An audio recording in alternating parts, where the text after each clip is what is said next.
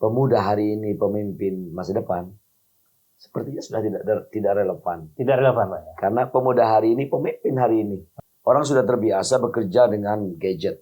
Iya. Orang sudah terbiasa secara online bekerja dan bertransaksi. Artinya jangan dianggap bahwa ketika anak muda itu nongkrong, mereka tidak bekerja. Mungkin dia punya usaha yang sudah jalan sendiri. Bahkan dia bisa ciptakan sistem yang robotik, otomatis. Sehingga kemudian sistem aplikasi dipakai untuk menjalankan usaha. Kalau kita tidak menyiapkan anak-anak muda ini dengan kompetensi, maka ini justru jadi beban. Pemuda itu dia multi talent. Pemerintah itu hanya memfasilitasi aja. Tapi pemerintah harus hadir.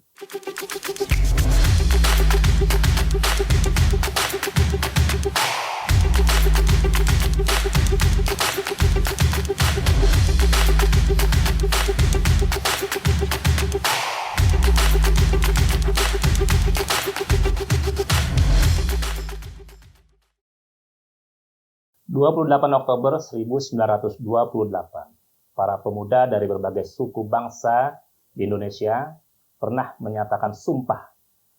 Satu bangsa, satu negara, tumpah darah, dan satu bahasa Indonesia. Waktu telah berlalu, zaman juga telah berganti, dan para pemuda membuktikan bahwa mereka selalu menjadi pendobrak dan membawa dinamika bangsa menjadi ke arah yang lebih baik. Dalam konteks pemuda kekinian, bagaimana pemuda menjawab tantangan masa depan bangsa? Hari ini saya akan mengajak para pemirsa podcast Radar Banjarmasin berbincang dengan salah seorang pemuda Banua yang menurut kami menjadi salah satu representasi pemuda yang perlu kita gali pandangan dan visi beliau terkait dengan bagaimana pemuda Banua dalam membangun daerah dan juga tentu memberi kontribusi kepada bangsa. Beliau adalah Bapak Ibnu Sina, Ketua Partai Demokrat Kalimantan Selatan, sekaligus juga menjadi Wali Kota Banjarmasin yang sekarang sudah menjadi 2 periode, Pak, ya?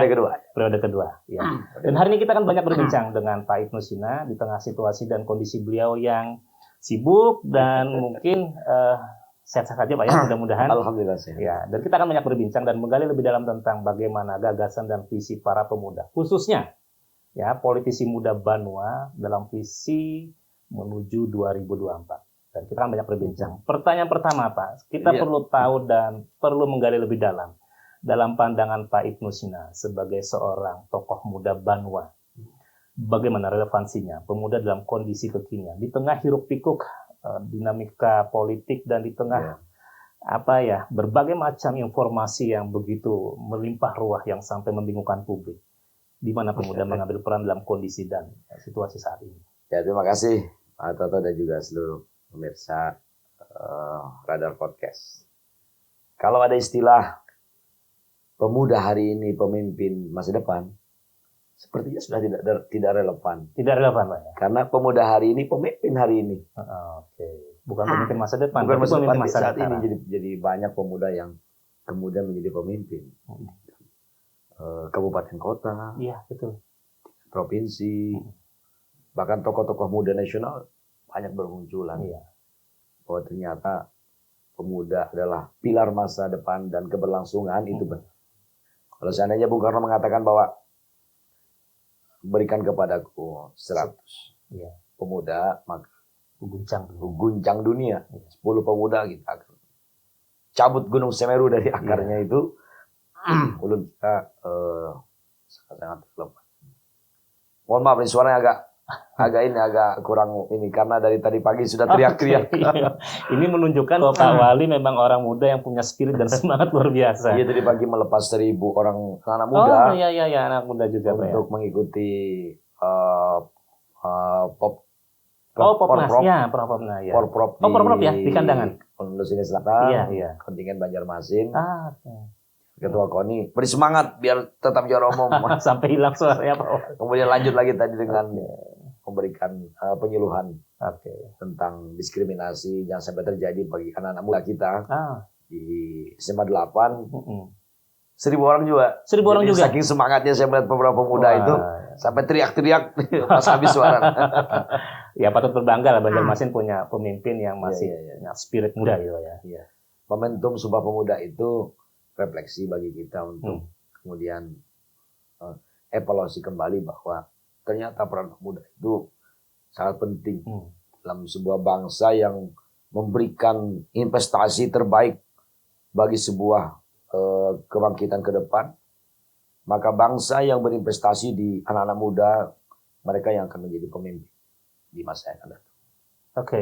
Paradigma lama yang mengatakan bahwa pemimpin itu harus dipegang, dikontrol oleh orang-orang dari sisi usia yang mungkin boleh dianggap termasuk kelompok tua, dan sekarang masanya generasi muda mengambil alih. Saya pikir ini sudah terjadi 10 tahun ke belakang. Terjadi sejak era reformasi, bahkan dimulai ketika para orang-orang muda masuk pada gelanggang dan ranah politik. Nah, pertanyaannya, ketika pemuda masuk pada ranah dan gelanggang politik, Pak Wali, sebagai seorang pelaku termasuk juga ya politisi, apa yang menurut Pak Wali bisa pemuda mainkan perannya dalam politik ketika dia mengambil peran-peran dari legislatif ataupun eksekutif bahkan kepala daerah? Toh rasanya masyarakat juga berpikir dan beranggapan siapapun pemimpinnya tua muda nggak berpengaruh secara langsung dan tidak ada impact yang mereka rasakan. Gimana pandangan Pak Wali?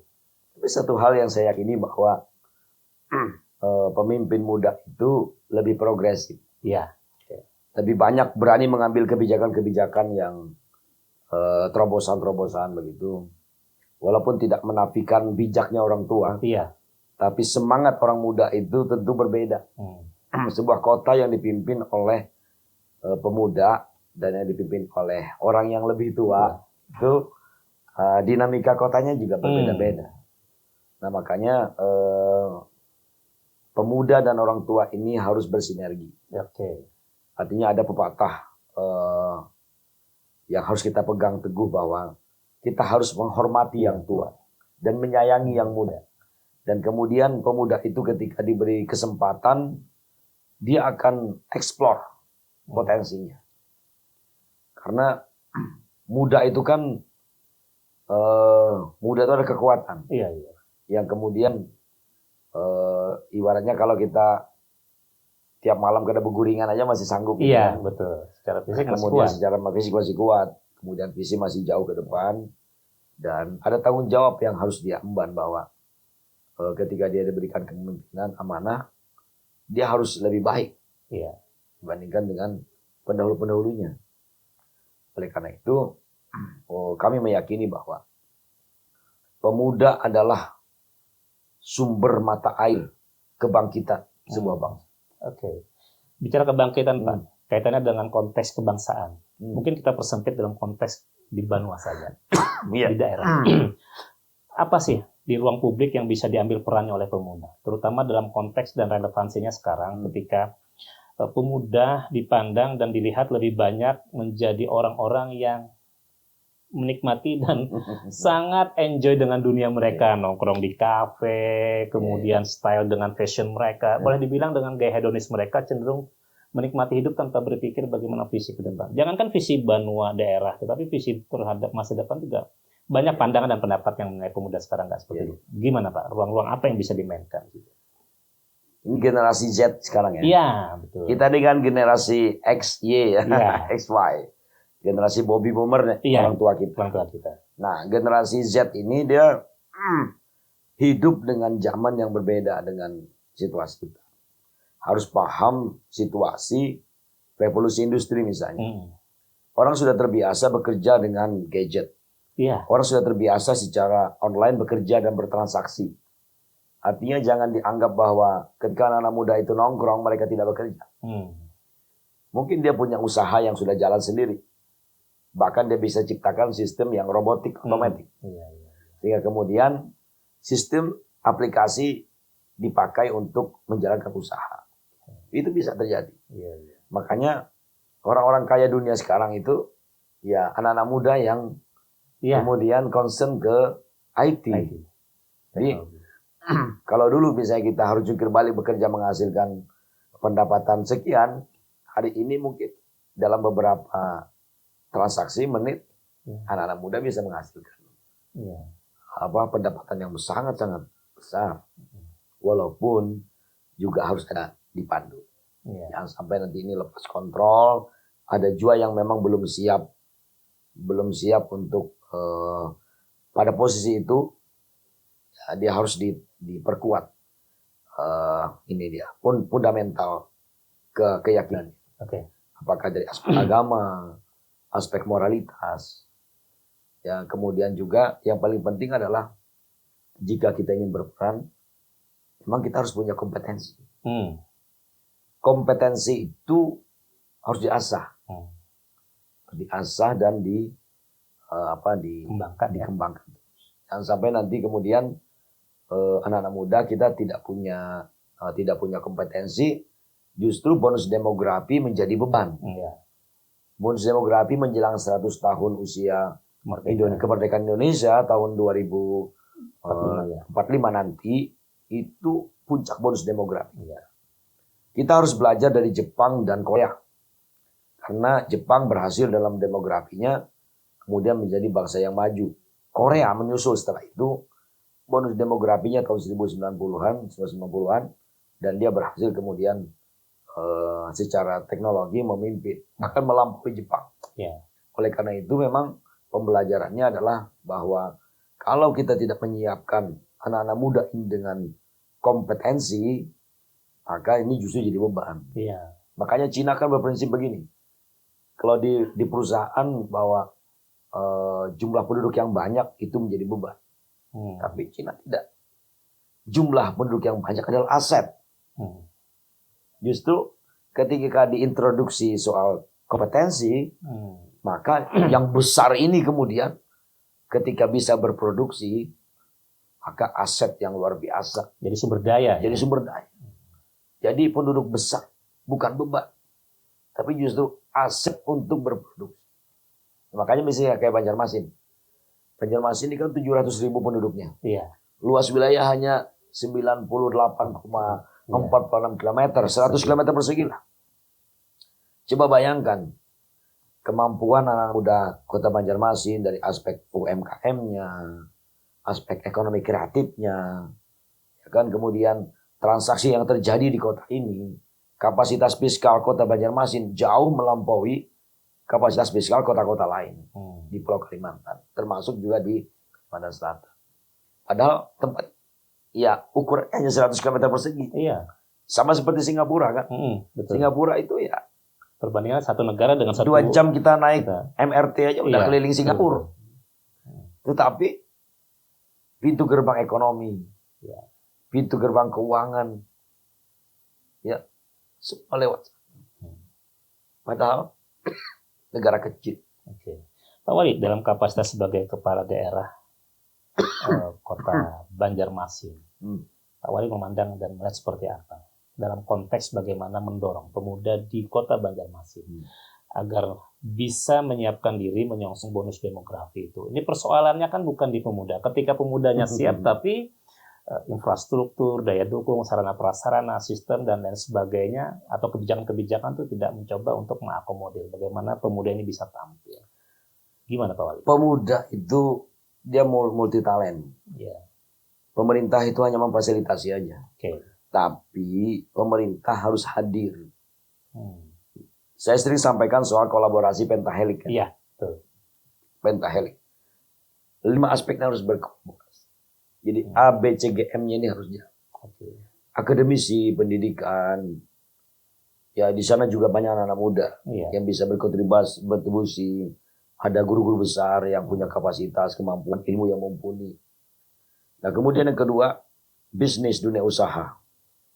Corporate harus terlibat. Kemudian C, community, komunitas, banyak komunitas. Komunitas peduli, komunitas anak-anak muda, komunitas yang perhatian dengan soal sosial. Jadi citizen, netizen harus berperan. Berganet. Kemudian yang keempat, baru di sini pilar pemerintah daerah, government. Government memberikan regulasi. Ya kemudian yang terakhir media massa. Ini 5 pilar ini kalau berkolaborasi sebuah kekuatan yang luar biasa. Berarti memang kemudian kalau anak-anak muda itu kemudian difasilitasi oleh 5 aspek ini. Kreativitas. Saya sering sampaikan bahwa setiap sudut kota Banjarmasin adalah ruang budaya. Setiap sudut kota Banjarmasin adalah ruang kreativitas. setiap sudut kota Banjarmasin adalah ruang partisipasi. Jadi anak muda silakan. Ini kita sedang menyelesaikan Banjarmasin Creative Hub di RSK Rumah Sosial Kreatif. Saya berharap di situ nanti anak-anak muda kita bisa berkolaborasi.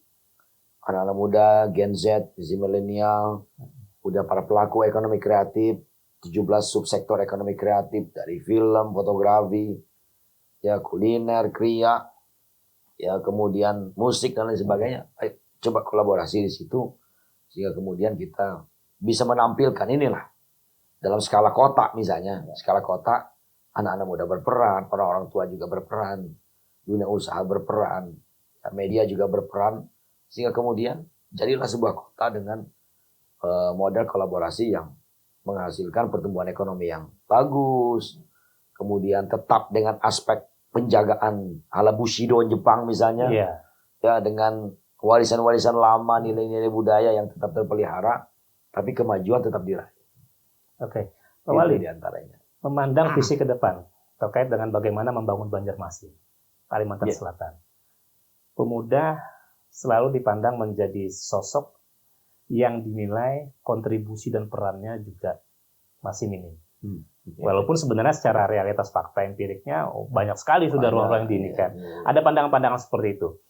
Nah, fakta juga membuktikan bahwa satu sisi partisipasi dan kontribusi pemuda terhadap bagaimana memberikan politiknya, pilihan-pilihan politiknya juga semakin minim. Padahal ini kan fasenya sudah anak-anak muda nih, banyak pemilih-pemilih yang aktif. Tetapi mereka dengan politik seperti ada jarak. Seperti ada ketidaksukaan, ketidakpedulian, dan mereka seperti acuh. Apolitis. Ya, boleh dikatakan seperti itu. Kekhawatiran juga sebenarnya karena ini menyangkut dinamika dan berdemokrasinya sebuah bangsa. Pak Wali memandang, kira-kira kenapa banyak pemuda yang kemudian enggan atau kemudian juga memandang politik itu masih menjadi sebuah ranah yang hanya menjadi wilayah yang bisa diambil perannya oleh orang-orang yang orang tua. Selain orang tua dan juga mungkin mereka beranggapan bahwa ini adalah wilayah yang penuh dengan intrik dan lain sebagainya. Gimana Pak Wali? Ya. Anak-anak muda ini kan dia tumbuh dalam suasana yang berbeda dengan kita. Yang kemudian kebutuhannya tercukupi. Iya. Yang kemudian dia tidak melewati proses era perjuangan revolusi. Ya, dalam suasana zona nyaman lah. Iya, semuanya tersedia. Tersedia, zona nyaman, teknologi ada, dan lain sebagainya. Sehingga kemudian dia tidak tahu bahwa di balik semua itu ketika politik kemudian diurus oleh orang-orang yang tidak benar, maka akan berpengaruh pada kebijakan. Iya. Akan berpengaruh kepada regulasi yang dihasilkan. Oleh karena itu, penting bagi anak muda sekarang untuk kemudian melek politik. Melek politik.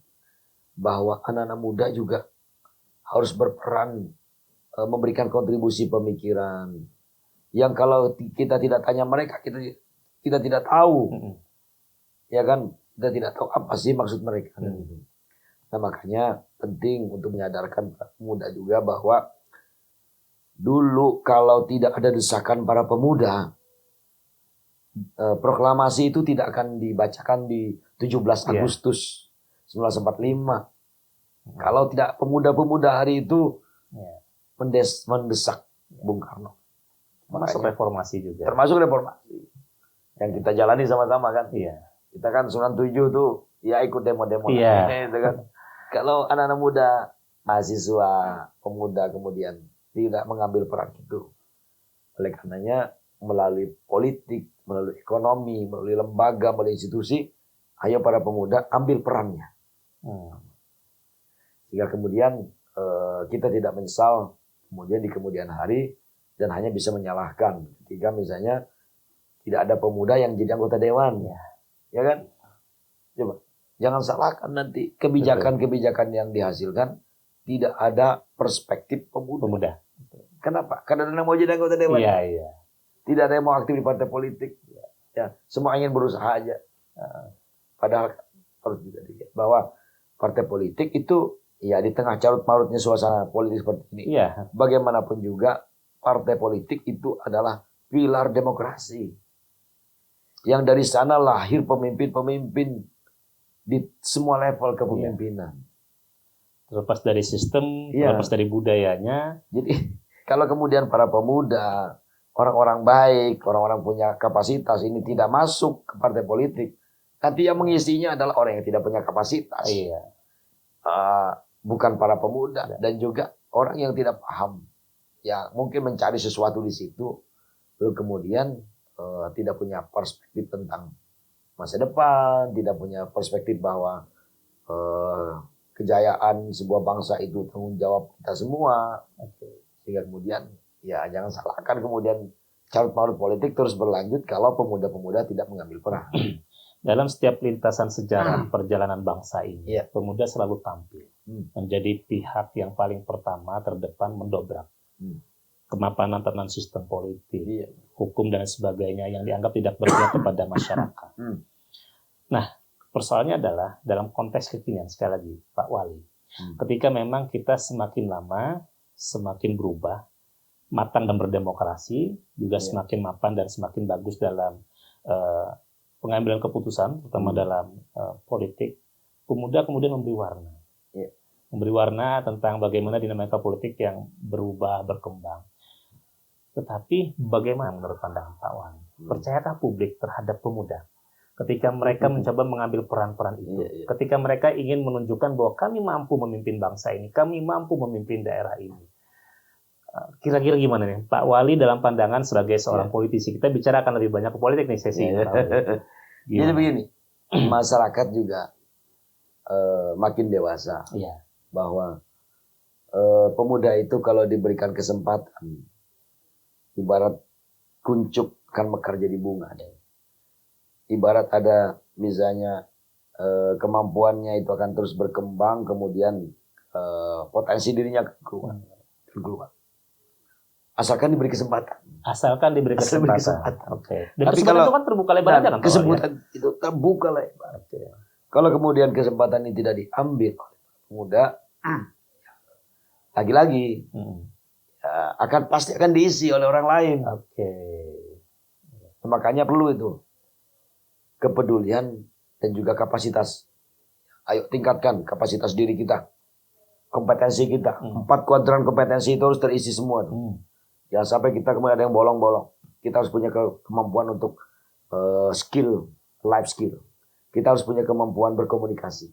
Kita harus punya kemampuan bernegosiasi. Kita harus punya kemampuan untuk mengonsep. Jadi 4 kuadran kompetensi itu harus terisi semua. Sehingga kemudian kita tidak ragu dengan anak-anak muda, tidak ragu-ragu dengan misalnya penerus kebangkitan dan juga kejayaan bangsa. Satu sisi diberi kesempatan, dan satu sisi para pemuda juga harus sadar. Harus mengupdate, upgrade dirinya. Nah, kesadaran itu Pak Wali, apakah sudah terbangun dalam situasi dan kondisi sekarang menurut pandangan Pak Wali bahwa generasi muda kita saat ini di usia selepas masa SMA, masuk perguruan tinggi dan mulai masuk ke dunia kerja, mulai mereka menentukan pilihan hidupnya mau kemana, mau politik, mau ASN, atau mau wirausaha dan segala macam.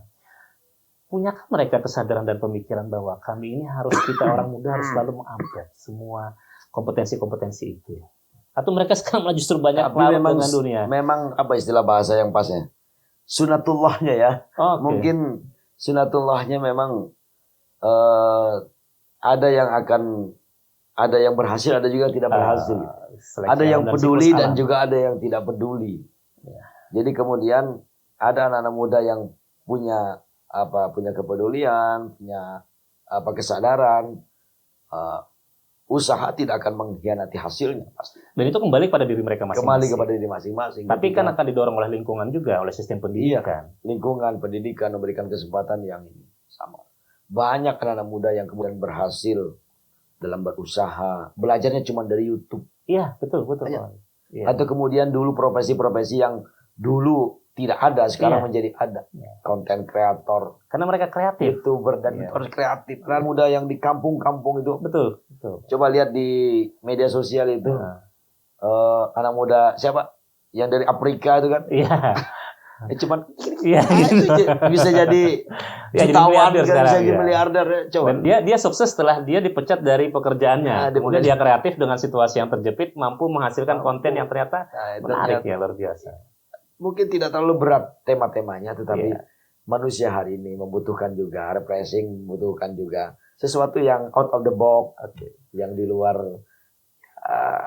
ya seperti yang kita lakukan hari ini lah. Santai-santai kita berdialog itu. Berarti yang paling penting itu bagi seorang pemuda untuk menyongsong dan menjawab tantangan masa depan itu kesadaran untuk selalu mengembangkan diri dan kreativitas. Kuncinya kreativitas, Pak Walia. Kalau sudah tidak kreatif itu mati artinya. Iya, betul. Jadi selama kita bisa berkreasi, berkreativitas, insya Allah tetap hidup. Jadi memang sebenarnya setiap zaman, setiap masa itu tantangannya juga hampir sama, Pak Walia. Artinya yang berubah itu kan teknologinya, budaya, sistem dan sebagainya. Tetapi tantangan yang akan selalu muncul juga nggak akan berubah. Dan kembali kepada mereka-mereka yang tampil pada masa itu. Artinya di era tahun 1928 ketika para pemuda berkumpul menyatakan ikrar sumpah bersama, masa perjuangan juga, dan juga kemudian di era tahun 60-an sampai 70-80 juga sama ya, situasi dan kondisinya. Tapi emang luar biasa ya, 1928 itu jadi momentum yang luar biasa karena itu kan sebelum kita menjadi Indonesia kan. Betul. Yang kita juga tidak tahu kapan ini proklamasi kan, masih berjuang, masih sebagainya. Udah muncul kesadaran itu ya? Tapi muncul kesadaran itu, coba. Jong Japa, Jong Celebes, Jong Borneo, Jong Batak, Ambon, Sumatera semua punya kesadaran itu. Nah, tapi kemudian 28 ke 45. Iya.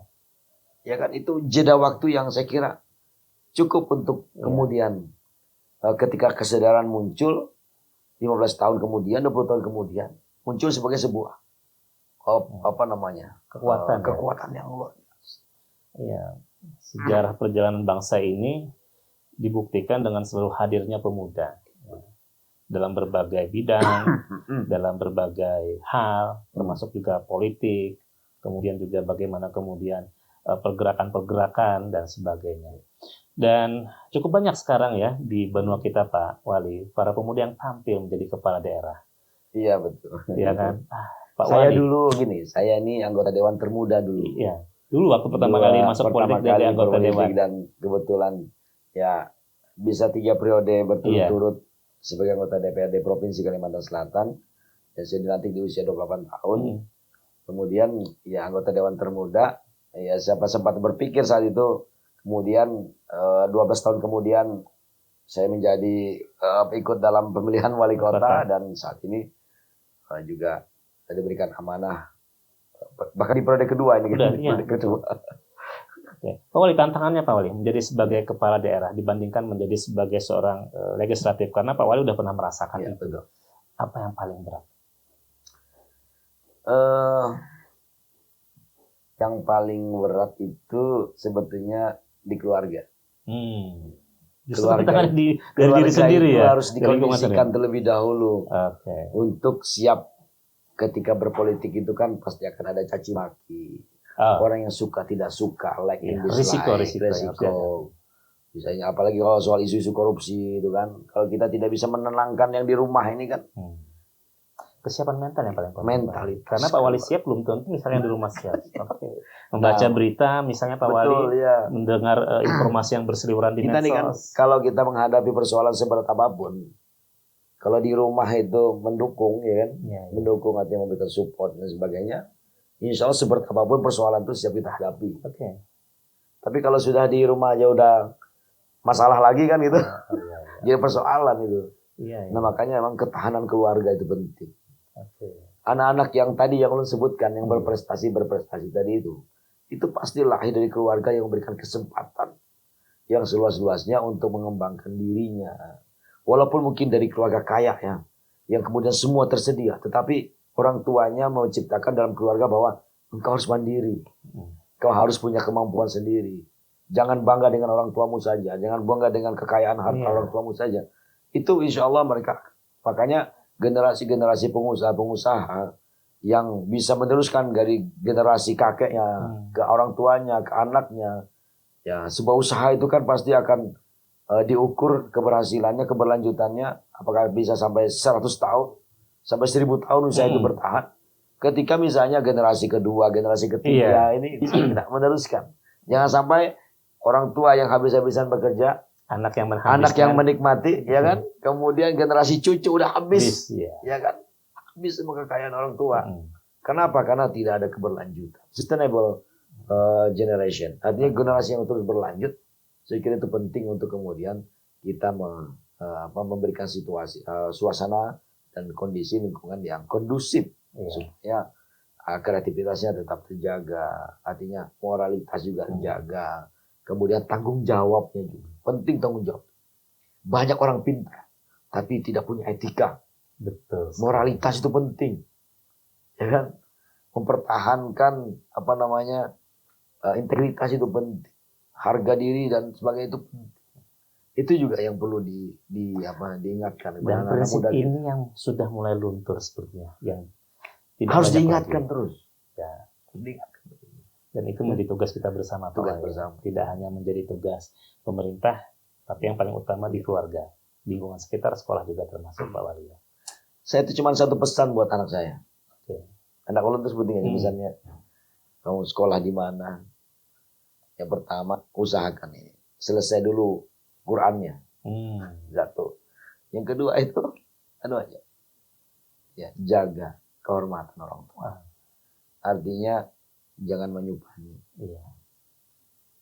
Saya kaget juga ngelihat anak saya itu di pondoknya misalnya ditulis di dinding belajar itu, jangan menyupani abah gitu.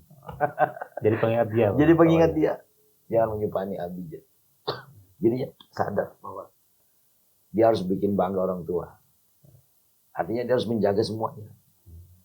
Tapi kalau misalnya dia mau melakukan sesuatu, ini akan memalukan orang tua, jangan menyupani. Nah, itu coba kontrol dirinya.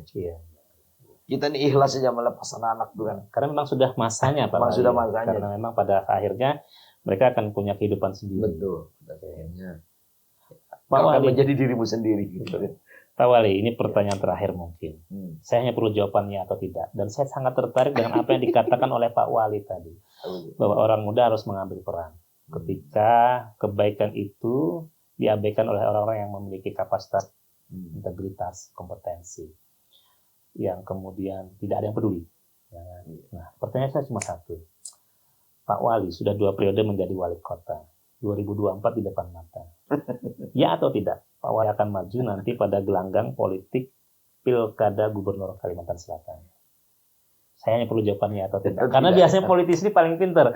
Ngelesnya sana kemari. Karena publik pengen tahu. Kita pengen mendapat kepastian.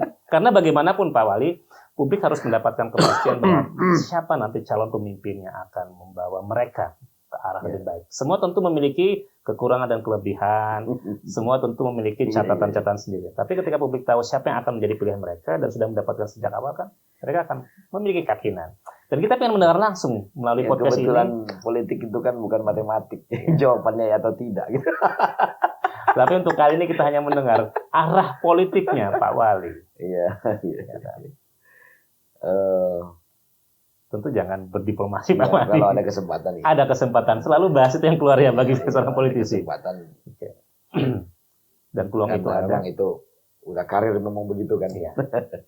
Kalau peluang itu ada ya lanjut. Dan kita dengar sama ya bahwa Pak Wali menyatakan ketika ada kesempatan, peluang itu ada dan keinginan itu juga ada, maka itu harus diambil. Ya siapapun politisi tentu punya keinginan dan punya hak serta harapan bahwa ke depan pengen memberikan sesuatu dan berkontribusi kepada daerah, dan semua pasti akan menyatakan komitmen itu. Dan kita akan lihat nanti bagaimana perjalanan politik karena memang masih panjang. Tetapi kita semua sudah mendengar bagaimana Pak Wali Kota Banjarmasin Cina sudah menyatakan kalau peluang itu ada dan kesempatan itu ada, kita akan maju. Ya. Tapi emang ya sekali lagi kan bisa dihitung kan, bisa dihitung. Betul. Dia jangan juga memaksakan diri. Kalau misalnya masih sabar, masih muda juga. Ya. Itu yang seringkali tidak sabar itu. Banyak kasus antara orang nomor 1 dan nomor 2 aja bisa. Ya kan gara-gara tidak sabar itu kan. Lalu kemudian tidak harmonis. Sama juga dalam dunia politik. Ya kalau politisi itu standar jawabannya tapi saya tidak akan menjawab kalau rakyat memilih, tidak. Tapi kalau ada kesempatan ada, ya otomatis kan sudah 2 periode di sini. Iya, betul. Sudah 2 periode di Banjarmasin. Sudah dulu komitmen untuk tuntas di Banjarmasin. Sama 2 periode ini masyarakat kan bisa menilai. Oke, itu adalah pernyataan yang kita dengar bersama dari Pak Ibnu Sina, tuntas di Banjarmasin. Beliau pengen memberikan kontribusi yang lebih luas mungkin. Ya kita lihat saja nanti, karena tadi seperti Pak Wali bilang, ini masih terlalu masih prematur. dinamikanya sangat dinamikanya sangat. Segala sesuatu masih mungkin terjadi. Ya, saya sangat membayangkan Pak Wali, ketika yang akan berkontestasi adalah orang-orang muda. Saya sangat senang sekali, jujur, kalau saya mengatakan itu. Ya, tetapi nanti kita nggak bisa memastikan, karena memang sekali lagi dinamika dan epicentrum politik itu kan tidak hanya di partai politik. Bahkan nanti penentuannya itu hasil Pileg 2024. Betul, 2024. Itu akan menentukan konfigurasi politik di tingkat pusat, di tingkat daerah, di tingkat lokal. Pasti akan seperti itu.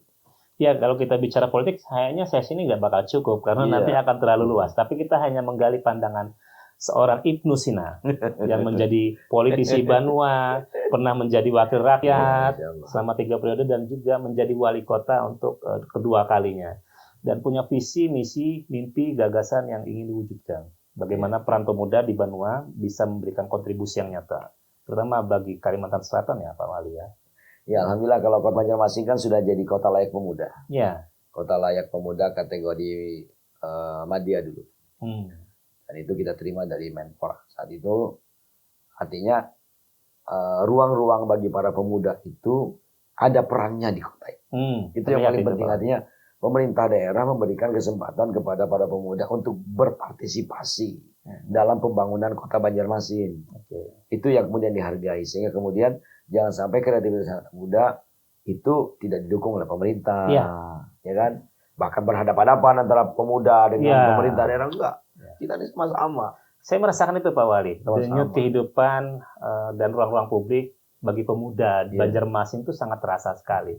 Apalagi pasca Covid sekarang sudah sangat terlihat kegairahan itu muncul. Ini kan puncaknya besok nih, Hari Sumpah Pemuda, puncak Yacht Festival. Ya kita ada melaksanakan Yacht Fest. Yacht Festival. Yacht Fest dan itu pertama kali dilaksanakan di Banjarmasin. Rangkaiannya ada 6 atau 7 kegiatan, ada talk show, ada napaktilas jejak pahlawan, kemudian juga ada pertandingan bola, lomba-lomba olahraga dan lain sebagainya, dan itu dilaksanakan oleh Dinas Dispora Banjarmasin, pemerintah kota, dan staf muda wali kota. Staf muda wali kota kan. Ini Pak Wali Kota ini punya staf muda yang mencoba untuk 10 orang Pak Wali ya, yang mencoba untuk menangkap bagaimana kegelisahan, kegairahan. Dan saya sangat terbantu itu dengan staf muda wali kota itu karena misalnya kayak di Kota Lama ya, Banjarmasin tempat dulu. Itu kan teman-teman dari staf muda tuh yang ke sana. Kalau dulu kan kita nggak nyambung. Komunikasi kan. Susah nih. Pengennya begini, pemerintah kota pengen begini.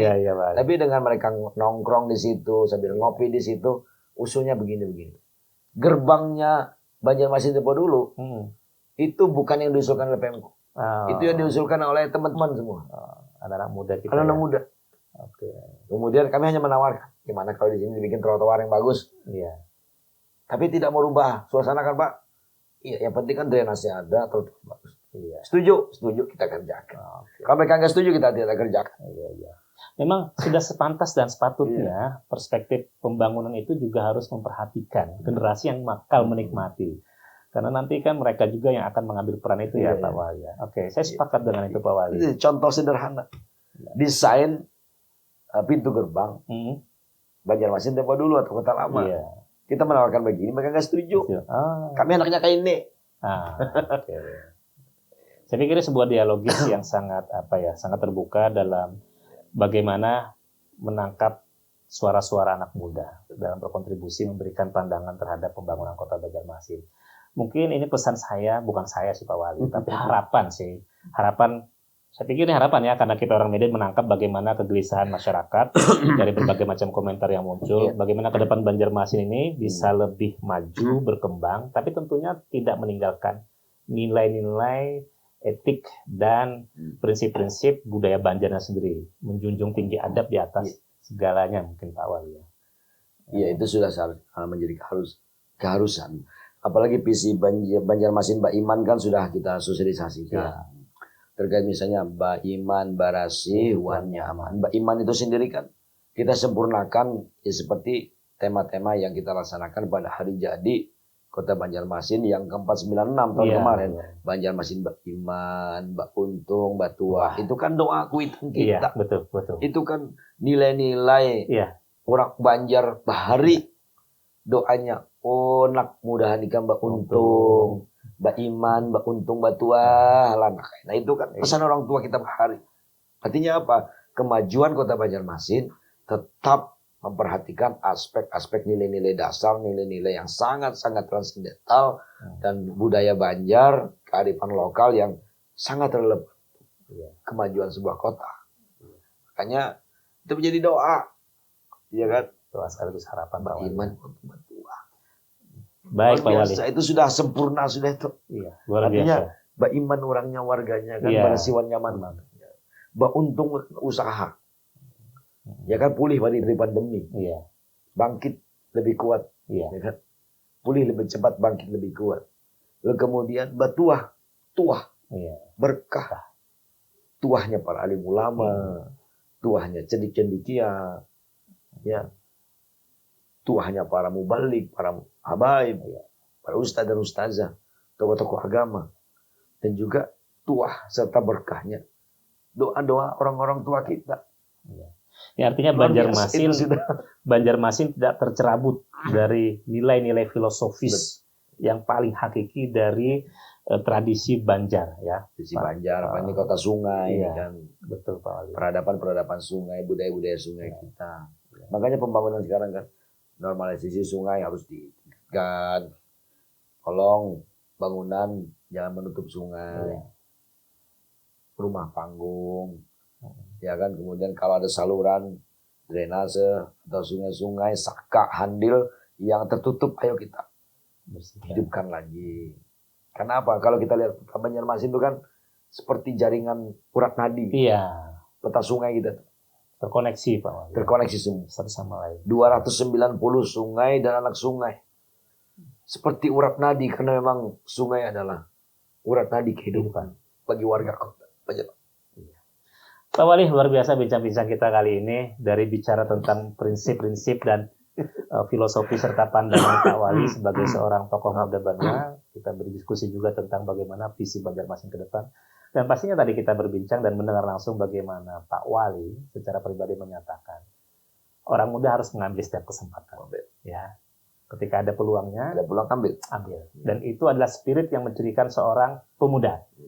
Karena kesempatan tidak ada terulang dua kali, Pak Wali. Ya. Betul. Pak Wali, sekali lagi terima kasih. Gagasan, pandangan, visi misi, dan termasuk juga bagaimana prinsip-prinsip Pak Wali sebagai seorang tokoh muda dalam memandang ke depan. Dan ini patut kita teladani, terutama bagi generasi muda yang saat ini ya, yang mungkin akan memberi warna bagi kota Banjarmasin selanjutnya. Terima kasih. Kita ketemu kembali dalam podcast Radan Banjarmasin selanjutnya. Assalamualaikum warahmatullahi wabarakatuh. Waalaikumsalam warahmatullahi wabarakatuh.